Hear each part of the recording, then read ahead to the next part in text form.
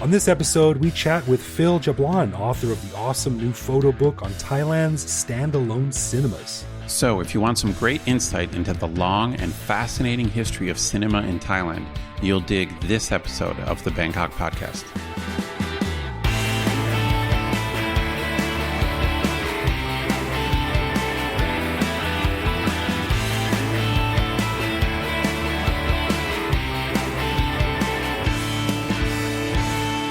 Sawadee crap, you're listening to the Bangkok podcast. My name is Greg Jorgensen, a Canadian who came to Thailand in 2001 with no plans beyond the next week, and who can now proudly say that my plans extend as far as 2 weeks into the future. Wow, you're improving. Yeah. And I am Ed Knuth, an American who came to Thailand on a one-year teaching contract almost 20 years ago and fell in love with napkins so thin I had to use almost 20 of them to wipe my mouth. And so I never left. Never-ending supply. That's right. We want to say a quick thank you to one of our patrons, Jean Moran, who supports us at the show's shout-out level. Stick around after we're done talking to Phil Jablon about his awesome book on Thai movie theaters to hear why Greg and I are going to choose Jean as our getaway driver if we ever turn to a life of crime in Thailand. You betcha. And a huge thanks to all of our patrons like Jean who support the show. Patrons get a whole bunch of cool stuff, including our regular show a day early, behind-the-scenes photos and videos of our interviews, discounts on swag, which you can find on our website, and various other things that aren't available to regular listeners. But best of all, patrons get an unscripted, uncensored bonus episode every week where we riff on current events and random topics. We just finished recording this week's bonus show, and we chatted about how Westerners see things like bribery through the wrong set of moral optics, and if that means Westerners are too uptight, or Thailand is too careless, and our weekly Corona check-in, where we discuss how strangely normal Bangkok is in some areas, and the imminent opening up to limited business. To become a patron, head to bangkokpodcast.com/support. Yeah, so on this episode, we are excited to have someone that I've wanted to have on the show since before the show was even the show, actually. Years ago, we're talking like 10, 12 years ago, I used to read this website called the Southeast Asia Movie Theater Project and always thought that the guy who ran the site, a guy named Phil Jablon, would be a super interesting guy to talk to. Well, many years later, and after circling around each other online for a while, we finally managed to sit down when he was in town about a month ago. Phil has a new book out called Thailand's Movie Theaters, Relics, Ruins, and the Romance of Escape, where he documents standalone cinemas in big cities like Bangkok and Chiang Mai, as well as towns so small and remote they barely feature on a map. Now, Phil's passion is palpable when you read the book, which is a gorgeous look at cinemas in Thailand, a relationship which actually began only a few years after the technology of cinema itself was invented, which we discuss. So here is my very cool discussion with Phil Jablon.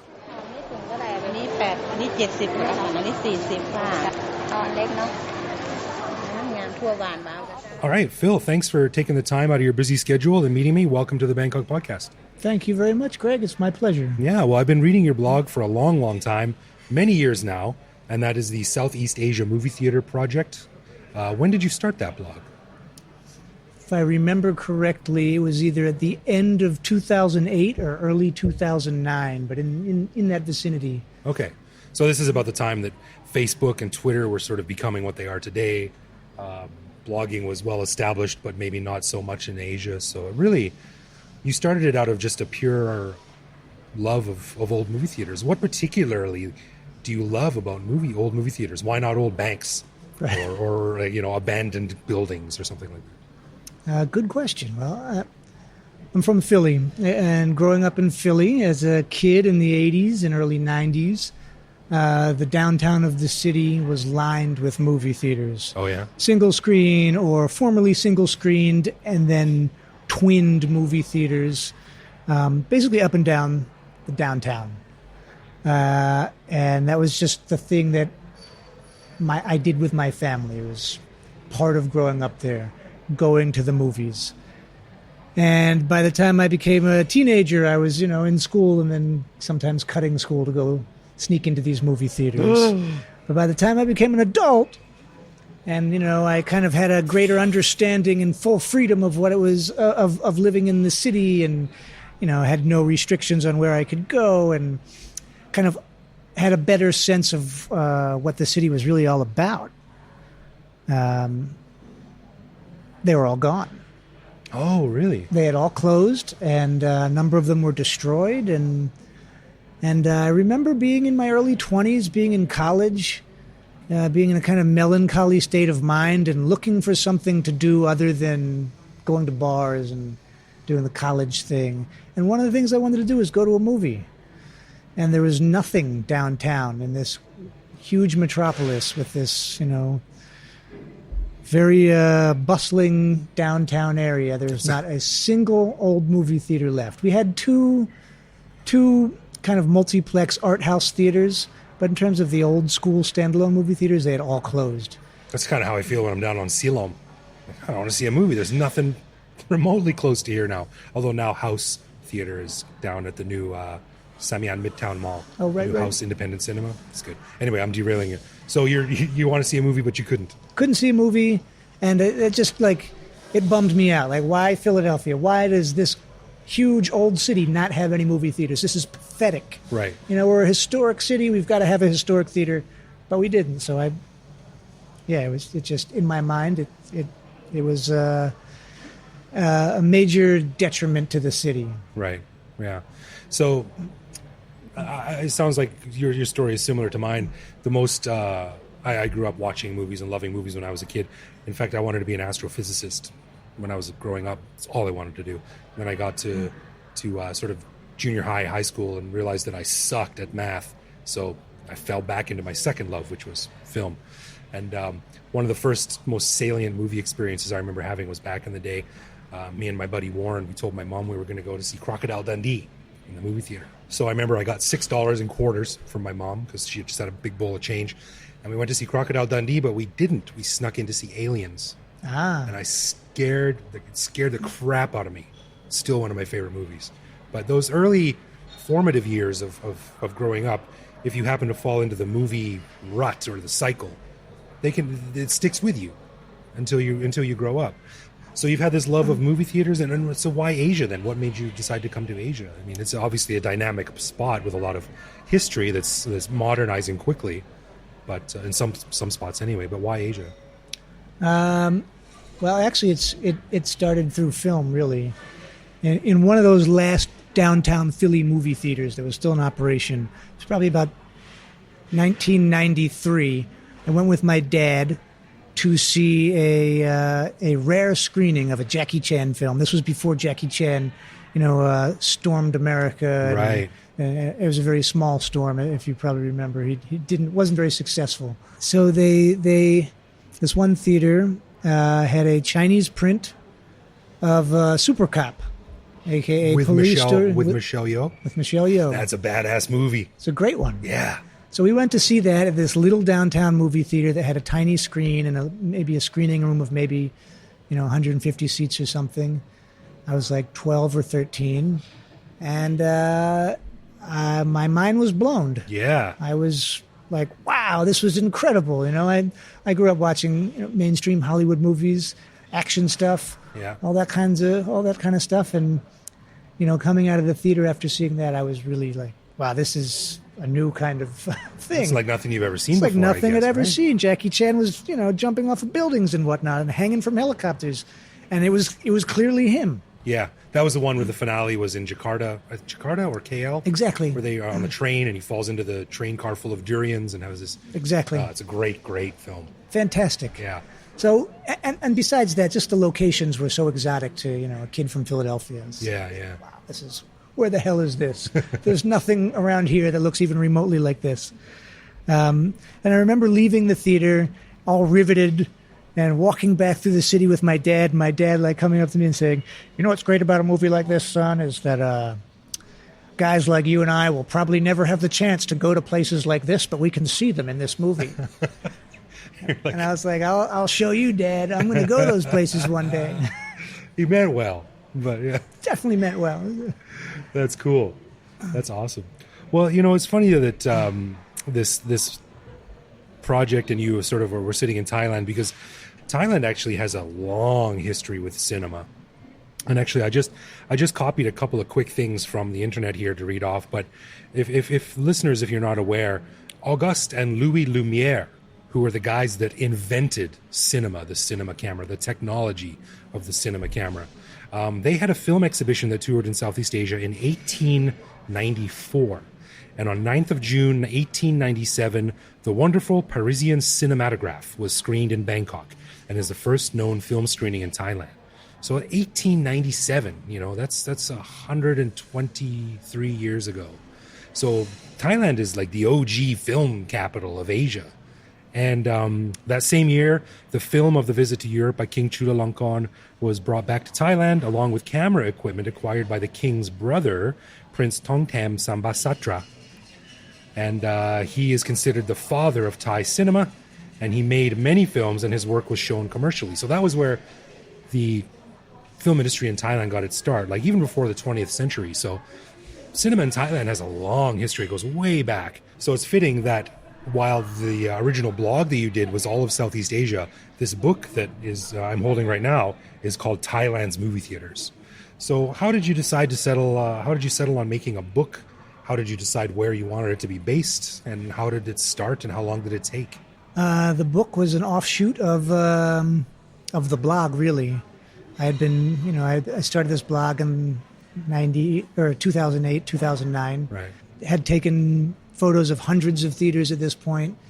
At this point, my name started to get some attention in the Thai media. First, the English language Thai media, then the Thai language Thai media. And it kind of snowballed from there. And in 2014, I did a TED Talk. Really? Yeah, I did a TED Talk in Chiang Mai. Cool. TEDx. And that led to a few introductions, which ultimately led to me meeting my publisher. And by 2016, I signed my contract to do this book. Wow. I certainly had enough photographs of Thai movie theaters to fill a book on Thailand. That was always kind of my plan. I would do, if I were to get as far as doing a book or books, I would break them down by country. So I would do a book on the movie theaters of Thailand, and then the movie theaters of Laos, movie theaters of Vietnam, movie theaters of Myanmar, so on and so forth. So this was the first one. My publisher is based here in Bangkok, so we thought it would be appropriate to focus on Thailand. And that's, yeah. So how do you go, one of the things I've always marveled about following your blog from way back in the day and then looking in these books is it's not just the movie theaters of Bangkok. It's like the movie theaters of some little town way out in the boonies. Like, how do you learn about these things? And when you get there, do you have a local fixer? Do you speak Thai well enough that you can talk about all these technical terms with the people who happen to be running it? Or what's the process of hearing about a theater way out there and then getting it in the book? I do it all guerrilla style. Oh, yeah? I just show up, usually 99.9% of the time by public transportation, get off at the bus stop or train station or wherever it is, maybe in a very rare case, the plane. Uh-huh. And I just start asking local people. I start with shopkeepers, usually look for people who are a little bit older, look for people who look like they, may know the town, may know its history a bit, and go from there. And oftentimes I'm put on, dead-end trails. People will say, yeah, there was a theater here, or there is a theater, and, lo and behold, I find it's long gone. But yeah, that's my methodology, going around and talking to local people and tracking it down. Man, that's badass. That's old school. It's old school. It's the poor man's way of doing it. Yeah. You're saying there's not insane money in publishing photo books on movie theaters? Coming from the guy who has a podcast that's a niche of a niche of a niche. So what have you learned then, traveling around Thailand? What have you learned about film? What have you learned about Thai culture and how it relates to film and how one inspires the other? My biggest takeaway from the years of doing this, and this was apparent from the very beginning, was that it was an extremely unique way of dissecting Thai society, Thai history, the economy of Thailand. Movie theaters in Thailand were extremely important spaces for a long time. And when you were to dig into the history of each place, you would find, or dig in the history of each theater, you would find a broader history related to that particular location, whether it be in Bangkok or elsewhere. One of the biggest things I've found, or probably most interesting and maybe the most unique to Thailand, is that the ownership of these theaters throughout urban and rural Thailand tends to be the same people who own all the commercial infrastructure in a given place. Really? So, for instance, like you'll go to some towns and you'll find, okay, so I'm in this small town in Pichit province, and here's this beautiful old theater. You get to talking to the owner. Well, yeah, his family built the theater 20 years ago from proceeds that they may earn from running a rice mill, and also from owning the nearby market, and maybe from owning a hotel in town as well. So they own all this commercial infrastructure, and then they roll that into the movie theater, which is another, back in the day, was a very lucrative business. Really? And this is unique to Thailand. I haven't found the same thing in Myanmar. In Myanmar, yeah, you know, the movie theater owners, they were not poor people. They tended to be from the local big shots and whatnot, but they didn't tend to be kind of the bosses of the town like you find in Thailand. I see. That's interesting. So they why is it then that the bosses of the town in Thailand would be the ones opening movie theaters? Is it purely a financial business decision, or was there like any deep love of cinema as an art form, as a form of expression?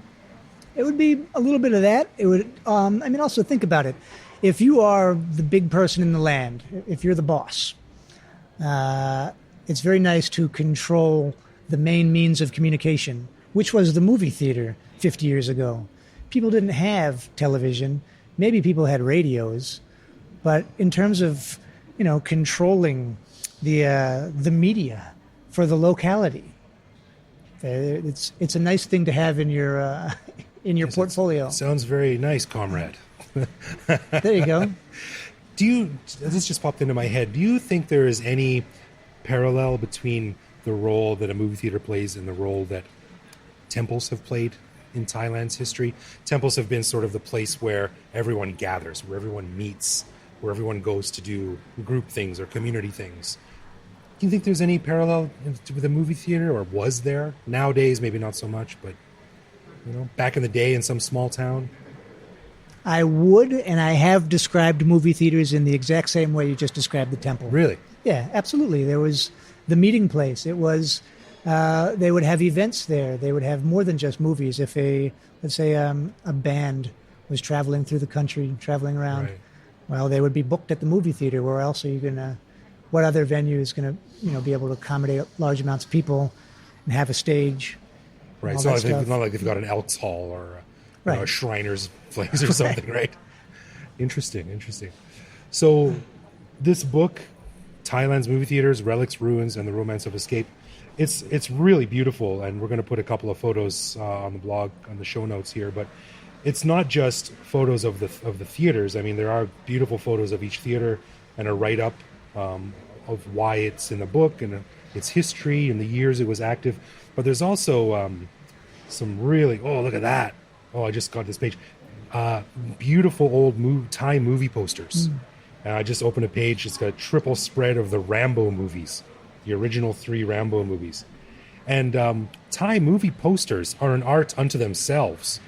And I'm sure you know of Kun Santi, who owns the well-known but criminally underknown movie poster shop down at Siam Square. And listeners, if you don't know this place, it is well worth searching out. It is a tiny, tiny spot. I can almost touch both walls with my arms outstretched. But he has got an absolute gold mine of movie posters inside, Thai and foreign. What can you say about this sort of form of art, the movie poster? They used to be hand-painted and colorful and giant billboards, and now it's kind of a lost art. Yeah. Yeah. So I'm glad you have it in the book as well. What's your experience documenting that? I've been collecting them now for probably 5-6 years and have amassed a ridiculously large collection, possibly shamefully large. but I enjoy it. I enjoy collecting. The basic history of Thai movie posters, in the early '60s, the art of the Thai movie poster developed into this extremely visceral type of thing. This extremely visceral art form. So in the early 1960s, Thai movie posters took on a very distinct style, and there was basically one guy who founded this style. I don't know if there's any particular name for it, but they're extremely detailed posters. They tend to embellish.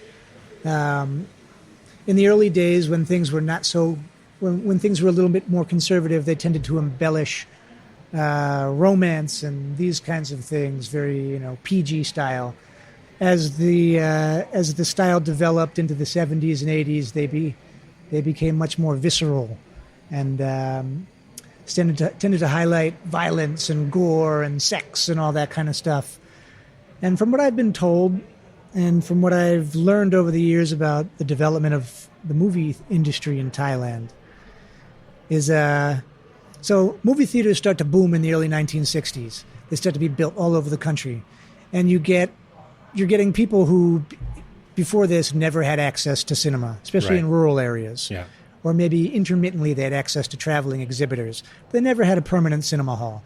A lot of these people are illiterate or have very low educations. Mm-hmm. So in order to market a film to them, the best way to do it is to make it as graphic as you possibly can. Right. So they're looking at it, there's no mistaking what the movie's about. And so this is why they would embellish all the violence and the gore and the this and that. So Thai movie posters really developed in this vein because of the boom in movie theaters in the early 1960s and the burgeoning markets up country. Right. Well, there's some great examples of them in the book. Just pages and pages of them. They're so cool. It's great. I saw an original Thai movie poster from The Terminator, 1984. Oh, it was awesome. I wish I could have bought it, but it's gorgeous. Probably way too expensive. And of course, if I put a movie poster up in my quote-unquote adult decorated apartment, my wife would probably have something to say about that. So as we're wrapping up here, what is there any standout movie theater or theaters in Thailand? And bringing it back to Bangkok, what's your favorite movie theater in Bangkok? Sure. I mean, my favorite movie theater, period, is the Scala. In Bangkok, down in Siam Square. Down in Siam Square. Gorgeous, isn't it? It's a treasure. Yeah. An absolute treasure. Yeah, it really is. Thailand's last movie palace. It's a great way to describe it. I saw Apocalypse Now there last year, the uncut director's version, which I'd never seen before.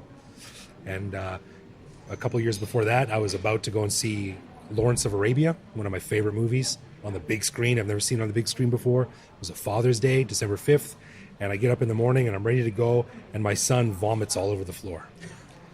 And my wife was like, you can still go if you want to, which of course is wife code for you better not leave me alone with a sick kid. So I never got to see Lawrence of Arabia at the Scala, but I did see Apocalypse Now, and it's a beautiful theater.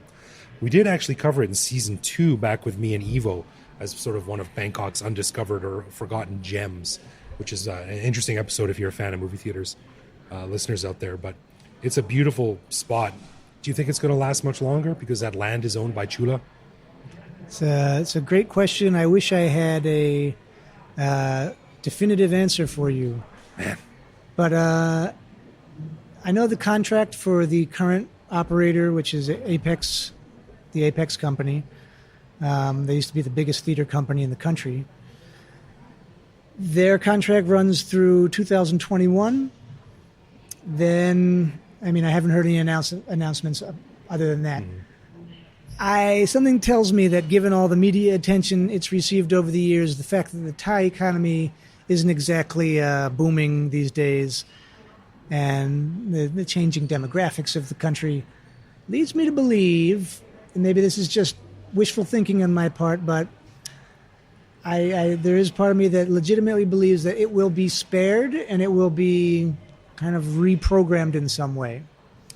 I hope so. I really hope so too. I hope so, because it's a beautiful place. I saw Jim Gaffigan there about 8 months ago, the stand-up comedian who came through Bangkok. Yeah, so it's a multi-use venue. It doesn't have to be just movie theaters. Exactly. They should use it for all it's worth. All right, Phil, the book is called Thailand's Movie Theaters, Relics, Ruins, and the Romance of Escape. It's at Asia Books. I bought mine at Asia Books. It's on Amazon. It's on everywhere you can find books. Yep. Cool. Kinokuniya. It's great. Anyone who wants a unique peek into Thai history, into Thai culture, definitely pick it up. It's well worth your time and to leaf through. And hopefully we can have you back on the show if you make another one about. It's not the Myanmar podcast, but who knows? We'll find a way to get you back on and talk about movie theaters. I'd be happy to. Yeah, thanks, man. Thanks for coming on. Thank you. It's much appreciated.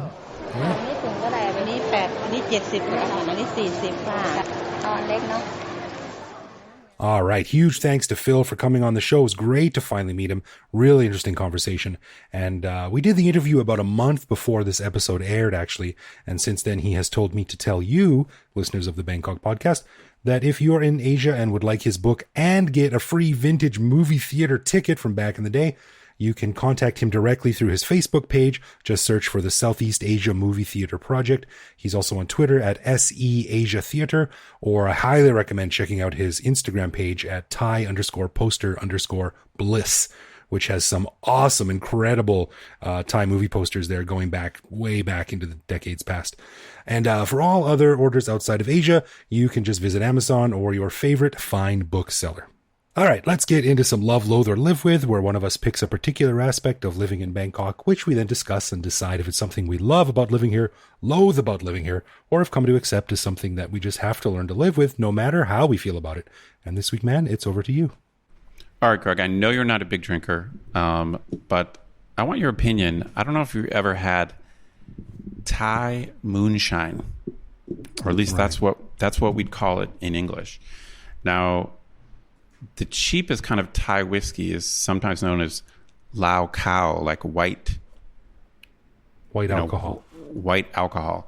And there's derivations of that, but we could just stick with Lao Khao. Have you ever had Lao Khao?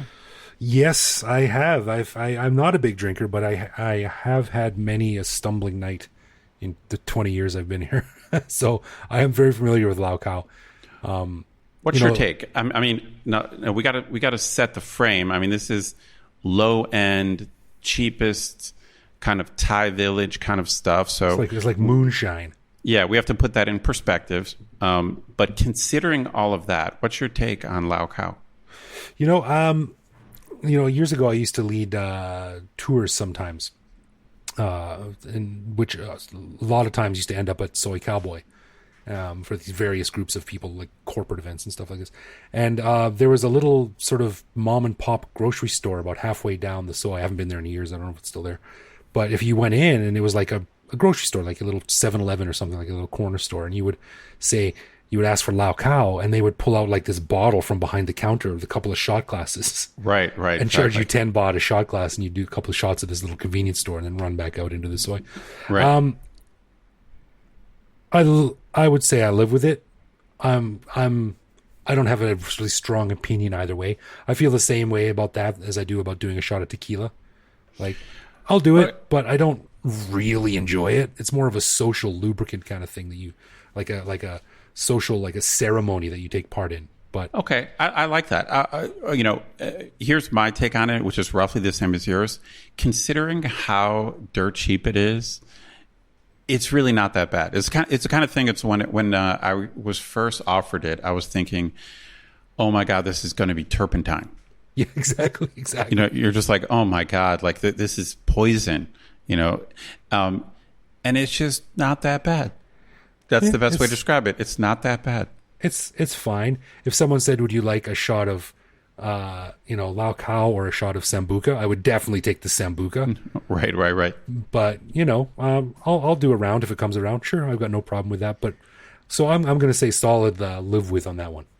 Yeah, I mean the bottom line is it's just not that bad. And there's various versions. There's a stuff called Yadong, which is like I think it's a fermented version of Lao Khao, which is really popular too. And right. The bottom line is, It's dirt cheap.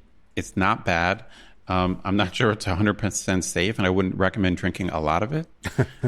But it's really the most common drink in Thai villages. I love the sales pitch for Yadong. It's always like, this will give you a huge boner. Like the guy always says that. Allegedly, right. Yeah. Right. I'm not sure I'd believe it. But no. But yeah, solid live with for me. Like, yeah, it's fine. All right. I'll deal with it. I think we can agree on that. Cool. All right, nice one. All right, so as we mentioned at the beginning of the show, we'd like to say thank you to Gene Moran for lending us his support at the show shout-out level. And Greg, what did you find out about Gene? Well, Ed, as it turns out, Gene is one of your folks. He grew up in Wisconsin. Oh, really? Yeah, he's American. And then he moved to Los Angeles, so maybe he even knows our other California-based patrons, Amy and Skip. I don't know, maybe they ran into each other. Who knows? Maybe it's such a small city. It is, yeah. Yeah, maybe. Even though Amy lives in San Francisco, but that's neither here or there. You know, coming from Canada, I think the whole world is a small village. But yeah, Gene, he came to Thailand as a very naive American 17 years ago, and he honestly knew almost nothing about Asia. Sounds like your story when you picked up a book on the plane on the way over here, right? That's right. Exactly. Yeah. And he says, somehow I started working for a few weeks after arriving. 5 years later, had a couple of kids, and somehow became a long-term Bangkokian expat. So it's like, you know, sounds like one of us. Like he's one of our gang, right? Yeah, sure. He is a patron, so he's a part of the gang anyway.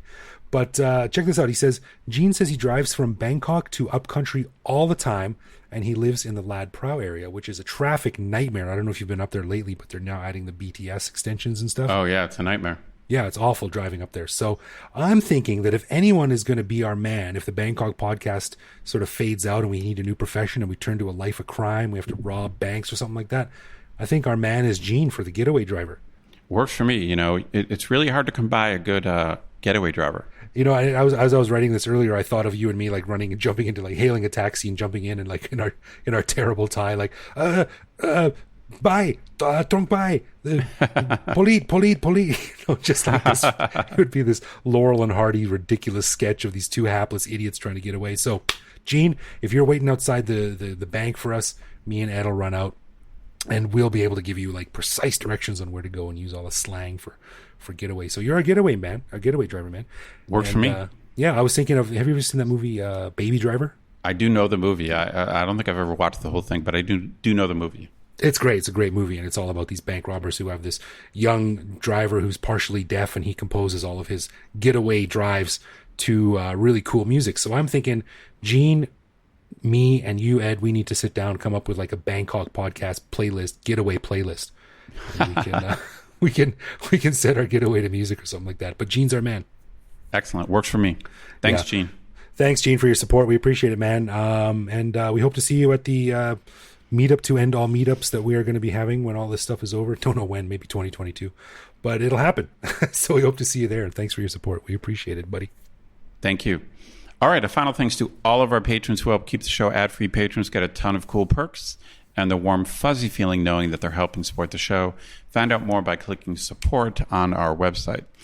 And connect with us online. We're Bangkok Podcast on social media, bangkokpodcast.com on the web, or simply bangkokpodcast@gmail.com. We love hearing from our listeners and always reply to our messages. Right on. You can also listen to each episode on YouTube. You can chat with us online or even reach out to me directly on Twitter where I'm BKK Greg. So thank you for listening, everyone. Wash your hands, stay inside, stay safe, and we'll see you next week. Absolutely.